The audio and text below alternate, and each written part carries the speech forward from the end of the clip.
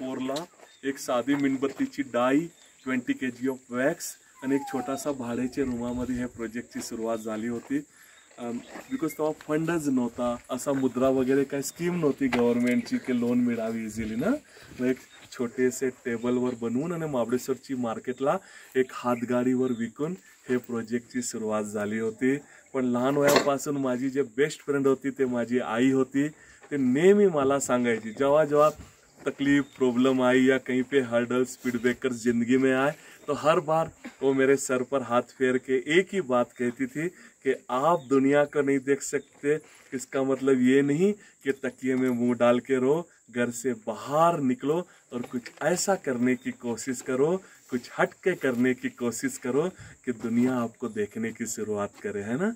और उसका सपोर्ट ही था कि आज जो एक डिज़ाइन से हमने शुरुआत की थी, कितने मेरे ब्लाइंड फ्रेंड जो भिक्षा मांग के अपने पैर पे खड़े थे वो धीरे धीरे जुड़ने लगे. और आज ऐसे 71 यूनिट चलते हैं 14 राज्यों में. 10,000 से ज़्यादा डिज़ाइंस हम लोग बनाते हैं. 9,500 से ज़्यादा मेरे ब्लाइंड मित्र जो देख नहीं पाते वो ये कैंडल बना के बेच के अपने पैर पे खड़े हैं. कोई भी सरकारी ग्रांट मदद हम लोग नहीं लेते हैं. ये एक इंडस्ट्री है.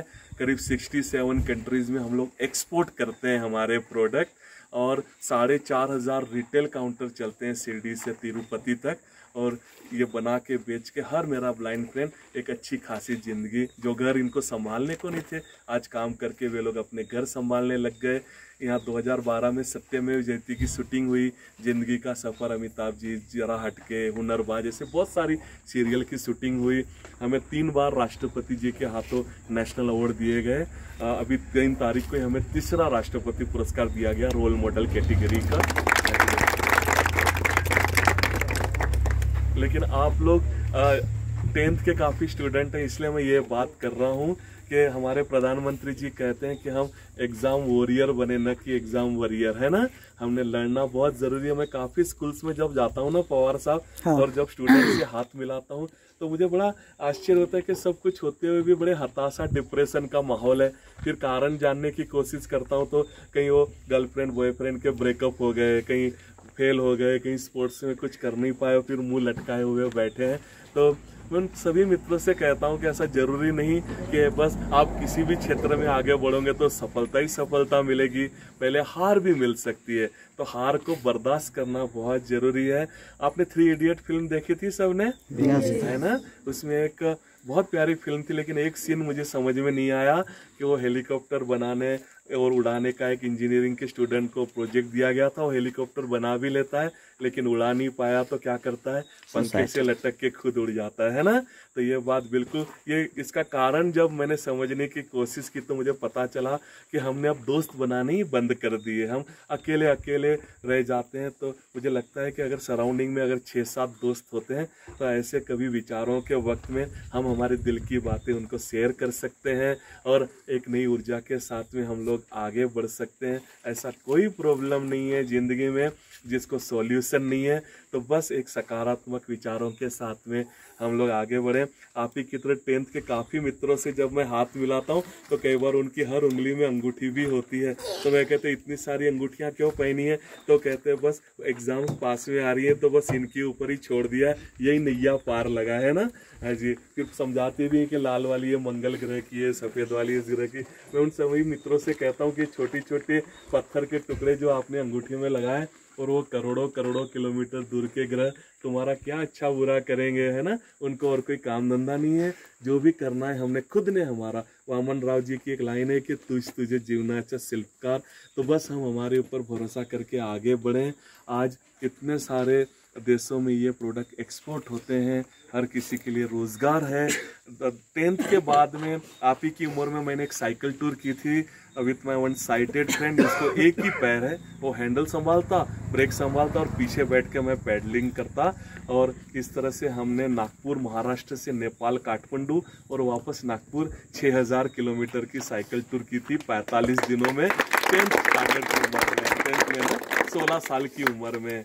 ओके. तो जिसको काफ़ी वर्ल्ड रिकॉर्ड की श्रेणी में रखा गया. लेकिन उस एज के, उस साइकिल टूर के बाद करीब करीब ज़िंदगी से स्पोर्ट्स निकल चुकी थी. तो जिस एज में करीब करीब स्पोर्ट्समैन ग्राउंड छोड़ देते हैं उस 27-28 की उम्र में मैंने वापस खेलना शुरू किया।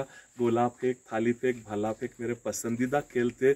99 में पहली बार स्टेट खेला, 2001 में पहली बार नेशनल खेलने का मौका मिला और 2004 से टिल टुडे मैं शॉटपुट का नेशनल रिकॉर्ड लेके हूँ। मेरे पास 117 पैरा ओलंपिक के मेडल्स हैं।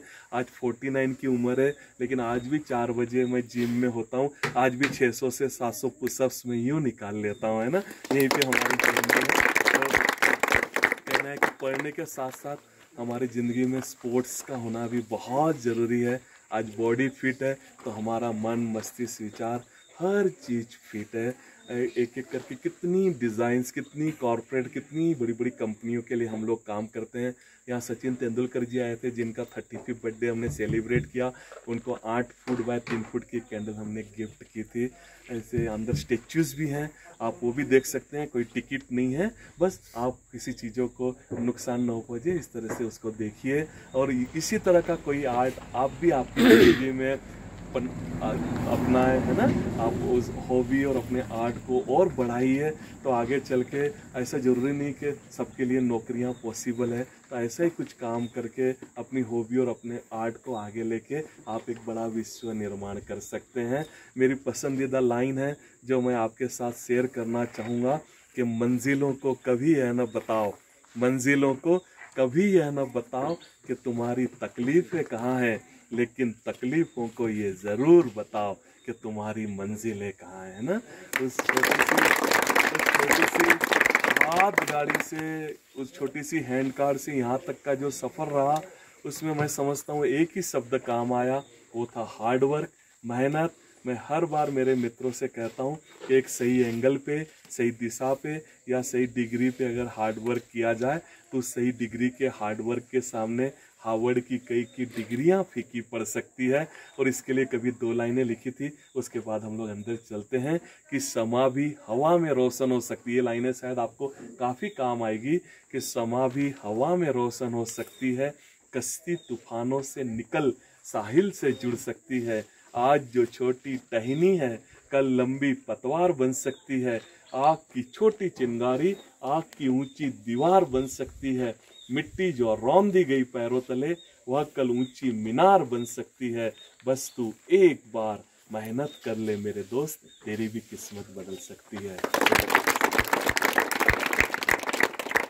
आप लोग आए उसके लिए मैं बहुत थैंक यू कहता हूँ आप सबको।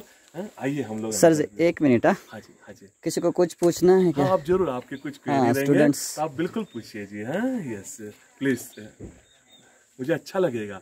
कुछ भी आपके क्वेरी है, कुछ भी क्वेश्चन है तो आप जरूर पूछ सकते हैं। आपके पास वक्त कम ले, अदरवाइज हम पीछे बैठ के आराम से इत्मीनान से नहीं, कुछ प्रॉब्लेम नहीं, पूछे। काय विचारायचं असेल ते विचारून घ्या।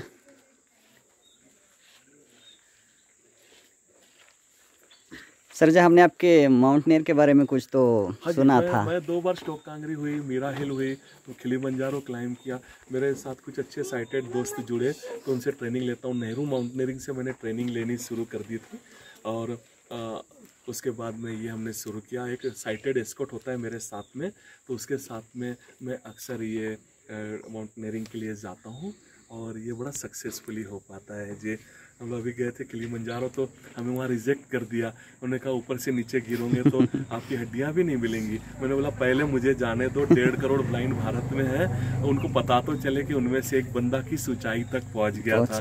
नेहरू माउंटेनियरिंग ने ट्रेनिंग की होती, हमें रिजेक्ट कर दिया कि मिस्टर भाटिया ऊपर जाने पे घर, मकान, इंसान सब छोटी छोटी चींटी जितने दिखते हैं। तो अच्छे अच्छे लोगों को चक्कर आ जाते हैं, अच्छे अच्छे लोगों को वर्टिगो का प्रॉब्लम हो जाता है, तो आप न जाएं तो अच्छा है। मैंने बोला पहले आप मुझे सिलेक्ट करो, मुझे कोई चक्कर नहीं आएंगे, मुझे दिखता तो मुझे ये सब प्रॉब्लम होते हैं ना। तो बस हमें जो नहीं है बस उसको स्वीकार करें, पॉजिटिव अप्रोच के साथ में आगे बढ़े। अभी हमने सतारा हिल मैराथन दौड़ी 25 अगस्त को 21.1 किलोमीटर। मेरी वाइफ सुन नहीं रही इसलिए मैं आपको अंदर की बात बता दूं। मेरा स्पेन का कोच रोज फोन करके उससे कहता है कि मिस्टर भाटिया सब ये बेंच और पुशअप्स और सब ठीक है, लेकिन उन्होंने 6 से 8 किलोमीटर स्टेमिना के लिए रोज दौड़ना भी चाहिए। अब रोज कौन दौड़े मेरे साथ, तो उसने अपनी कार में बिठाया और यहाँ से 10 किलोमीटर दूर एक पोलो ग्राउंड है, उसने कहा वहाँ चलते हैं, वहाँ आपकी दौड़ की प्रैक्टिस हो सकती है। वहाँ जाके कहा कि 800 मीटर का एक राउंड है, हम 10 राउंड लगाएंगे तो तुम्हारी प्रैक्टिस पूरी हो जाएगी। मुझे लगा किसी को बुला के रखा होगा, उससे हाथ में हाथ बांध कर मैं भागूंगा, लेकिन उसके विपरीत उसने अपनी कार की डिक्की खोली, उसमें से 15 फुट की नायलॉन की रस्सी निकाली और कैरियर को बांधते हुए कहा दूसरा छोर आप पकड़ो और भागो मेरे पीछे पीछे। और इस तरह से हमारी दौड़ की प्रैक्टिस शुरू हो गई। वो गाड़ी चलाती, मैं पीछे भागता।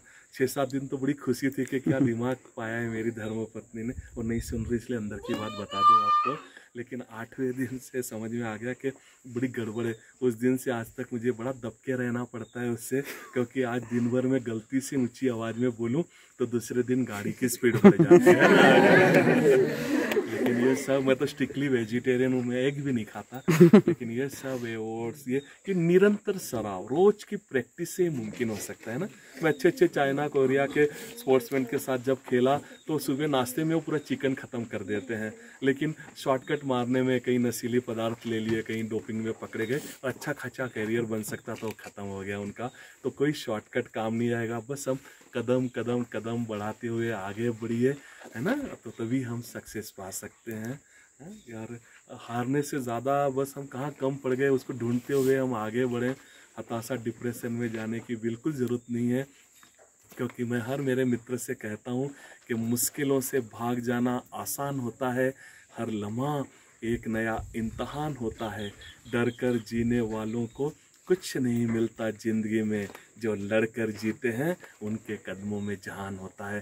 तो हम संघर्ष करें, अपनी परेशानियों से लड़ें और आगे बढ़ें, ठीक है।